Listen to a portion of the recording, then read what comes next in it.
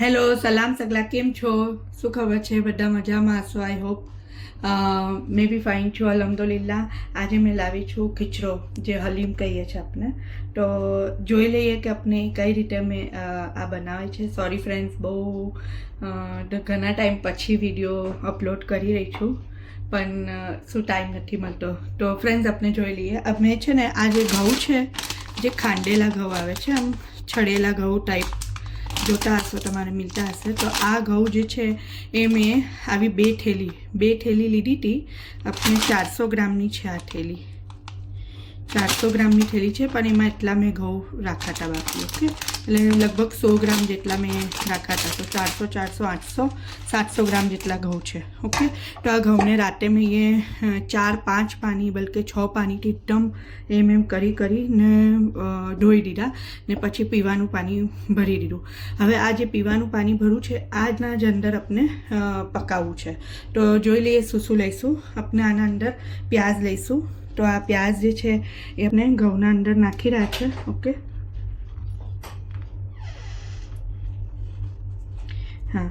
હવે આપણે શું લઈશું કે આ આપણે ચાવલ છે, જોઈ રહ્યા છો તમે, ચાવલ છે, મૂંગ છે, ઉડદની દાળ છે, ચણાની દાળ છે, અને તમારા પાસે આપણે આ હોય પિંક દાળ મસૂરની, તો એ બી તમે નાખી શકો છો. નથી મારા પાસે. તો આ આટલી મુઠ્ઠી કરીને મેં લઈ લીધા છે. તો આને આપણે થોડુંક પાણીથી વધારે 2-3 પાણીથી ધોઈ ને એ બી નાખવું છે. તો આપણે આ ધોઈ દીધું છે. હવે આ બી એના અંદર આપણે નાખી દઈશું કુકરમાં. ફ્રેન્ડ્સ, બધાની અલગ અલગ સ્ટાઇલ હશે, પણ હવે મેં જે સ્ટાઇલથી બનાવું છું, આ હલીમ કહીએ, ખીચડો કહીએ, તો એ મેં આપને બતાવું છું કે મેં કઈ સ્ટાઇલથી બનાવું છું.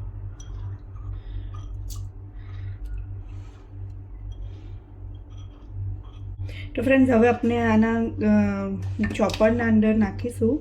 આપણે આટલા લસણ લીધા છે મેં. તમે તમારા હિસાબથી, ટેસ્ટના હિસાબથી, તમે જેટલા ઘઉં લેતા હોય એ હિસાબથી તમે લઈ લેજો. મેં આટલા અદરક લીધા છે. અદરક હજી બી હોય તો વાંધો નહીં. ઓકે, ચીલી દેખી લો. આપણે ગોશ બી આના અંદર આવશે. 1/2 કિલો ઉપર ગોશ આવશે ને 700 ગ્રામ જેટલું આપણે આ છે ઘઉં, ને પ્લસ એના અંદર આપણે ચણાની દાળ, ઉડદની દાળ, મૂંગની દાળ ને આપણે 1 મુઠ્ઠી જેટલા ચાવલ, એ બધું નાખેલું છે.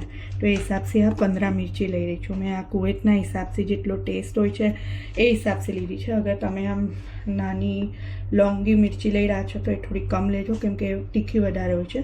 જેમ હિસાબથી તમે લેજો. તો ફ્રેન્ડ્સ, આપને ચોપરમાં નીકાળી દીધું છે. એકદમ બારીક બી કરવું નથી, ચોપરના અંદર જ નીકાળી દેજો તમે લોકો બી.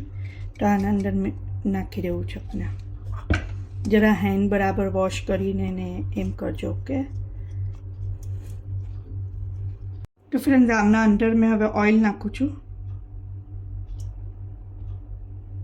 લગભગ 3 ચમચા જેટલું ઓઇલ નાખી દઈએ. તમારે અગર વધારે હોય તો તમે વધતું યા કમ કેમ નાખી શકો છો, તમારા હિસાબથી જોજો. આપણે ટેસ્ટના હિસાબથી આપણે નમક લઈશું. ટેસ્ટ કરી લેજો. ઓકે, ને હવે આપણે ગોશ ધોઈને નાખવું છે આના અંદર. તો ફ્રેન્ડ્સ, આપણે હવે આ ગોશ ધોઈ દીધો છે, અને આ કરીબ 400-450 ગ્રામ જેટલો ગોશ છે. ઓકે, અચ્છા, બધા આપણે બોનલેસ ગોશ તો છે જ નહીં. આપણે એના અંદર છે હાડકા, તાકી શું એનાથી બી આપણે થોડુંક એનો કસ નીકળે તો ફાઇન રહે. તો આ એ આપણે નાખી દીધું છે, અને આપણે 1 ગ્લાસ જેટલું ઓર પાણી નાખી દઈશું. ઓકે, તો સગળું આપણે હલાવી મિક્સ કરી ને હવે આને કુકર, મેં છે ને આને પહેલે ફાસ્ટ આંચ પર ગેસ પર મૂકીશ ને એમ ઉકાલ આવશે, પછી આપણે ઢક્કન બંધ કરી દઈશ ને એમ સમજો 1/4 કલાક સુધી સ્લો આંચ પર આને મેં પકાવીશ. ઓકે, એના અંદર સીટી તો મારા ખ્યાલથી ઘણી બધી નહીં વાગે, કેમ કે એ સીટી જ શું કે સ્લો આંચ પર જલ્દી નથી લાગતી. ઓકે, તો મેં તમારા અંદાજ નથી બતાવી શકતી, પણ મેં લગભગ 1/4 કલાક સુધી ટાઈમ જોઈ લેવાનો. ઓકે, તો એ હિસાબથી આપણે ચડાવી દેવાનું. અને તો ફ્રેન્ડ્સ, ત્યાં સુધી આપણે આ બિરિસ્તાની તૈયારી કરી દઈએ. આપણે આ પ્યાજ લેવા છે. 5 થી 6 પ્યાજ લગભગ આપણે બિરિસ્તો બનાવો છો. ઓકે, તો આપણે આવી રીતે પતલા પ્યાજ કાપી ને આપણે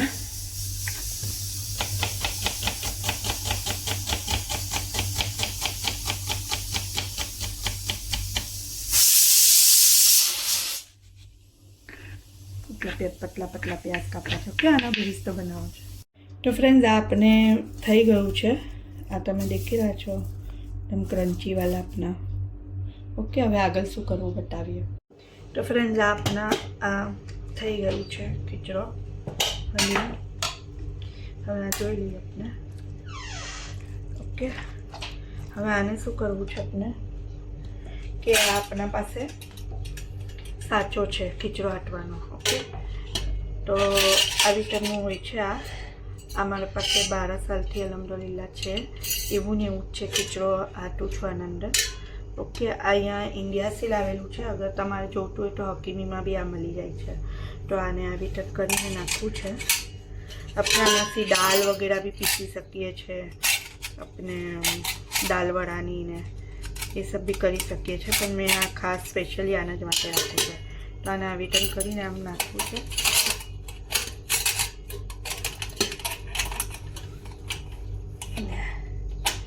અમારે ઘરમાં સગલાને ખીચડો ઘણો જ પસંદ છે. હાલીમ તો ઘણું જ બને છે મારા ઘરે.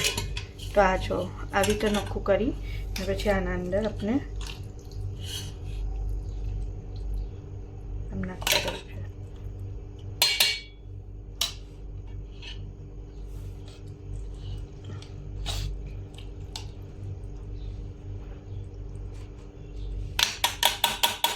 તો ફ્રેન્ડ્સ આના અંદર ખીચડો નાખીએ ને આમાં આપણે ઘંટી પડાવીએ ને એવી રીતે નાખવાનું છે. તપેલું થોડું મોટું લેવાનું. ઓકે, જેટલું તમારું આ હાટવા માટે. અને એક બાજુ ફ્રેન્ડ્સ પાણી ગરમ કરી કાઢવાનું એક તપેલું ભરીને, મતલબ આટલી તપેલી ભરીને. તો કેમ કે આ શું કે ઘઉં છે ને તો પાણી એકદમ ચૂસાઈ ગયું છે. તો આને પછી આ થોડુંક કરવા માટે આપણે દિક્કત થશે. ટાઈટ લાગશે. તો આપણે એના અંદર પાણી નાખતા જવાનું ને આમ કરતા જવાનું. અચ્છા, આના અંદર અડદીઓ આવે તો એને નીચે નાખી દેવાની.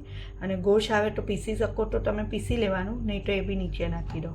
ઓકે, તો આવી ટન કરી નાખવું પૂરું આપણે આને કરવું છે.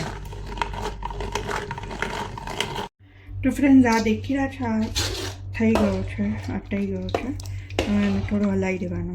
અચ્છા ફ્રેન્ડ્સ, આમાં અગર તમારે એમ લાગે કે બહુ જ ટાઈટ થઈ ગયું છે તો હજી એમાં ગરમ પાણી એડ કરવાનું, ઠંડુ નહીં. ઓકે, તો આ ટાઈટ છે. હજી મને 1-1.5 ગ્લાસ જેટલું આમાં પાણી જશે. ઓકે, હવે આના અંદર શું કરવું છે ફ્રેન્ડ્સ, લોકો બીજા જે હોય છે એને વધારે ક્વોન્ટિટી હોય છે તો ગ્રાઇન્ડ કરી દે છે યા હેન્ડ ગ્રાઇન્ડર ફરાઈ દે છે. તો તમારી મરજી છે ફ્રેન્ડ્સ, એમ કરી શકતા હોય. તમારો અગર ટાઈમ બચતો હોય તો એમ બી કરી શકો છો. પણ એમાં શું કે એકદમ વધારે બારીક થઈ જાય છે. આમાં થોડુંક ફાઇન એવું રહે છે. આમાં હજી મેં 1.5-2 ગ્લાસ જેટલું પાણી જોઈશે કેમ કે ઘણો ટાઈટ છે. હવે આના અંદર મેં શું નાખું છું, જિંજર પાવડર. થોડું તમારા ટેસ્ટના હિસાબથી નાખવાનું. ગરમ મસાલા પાવડર નાખું છું.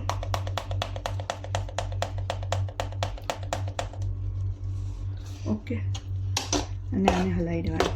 હજી હવે ગરમ પાણી કરીને મેં આને નાખીશ. ઓકે, અને પછી સ્લો આંચ પર આને મેં થવા દઈશ. પછી આને આગળ શું કરવું છે એ આપને બતાવું. તો ફ્રેન્ડ્સ, આપણે આ સર્વ કરીએ છીએ કે આને પહેલાં આપણે ભરવું છે.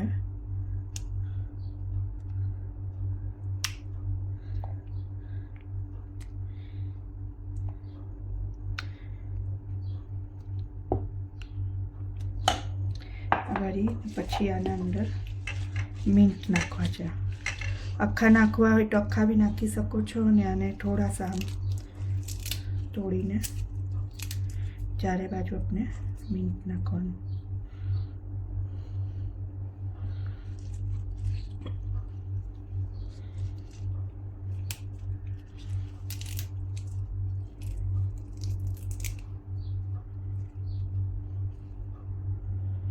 પછી આના ઉપર ઘી આપણે કડકડાયેલું ઘી હોય એ નાખવું છે. શુદ્ધ ઘી.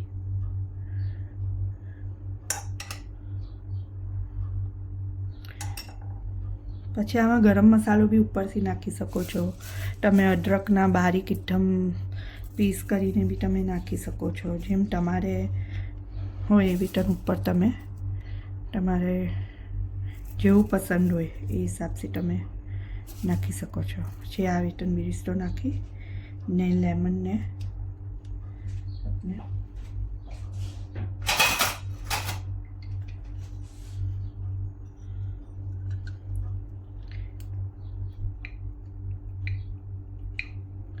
આપનું રેડી થઈ ગયો, ready to eat. Okay friends, bye, ખુદા હાફિઝ. દુઆમાં ખાસ યાદ કરજો. ઇન્શાલ્લાહ નેક્સ્ટ ટાઈમ પાછું મેં સેન્ડ કરીશ, ન્યૂ વિડીયો લઈને આવીશ. ઓકે ફ્રેન્ડ્સ, ખુદા હાફિઝ.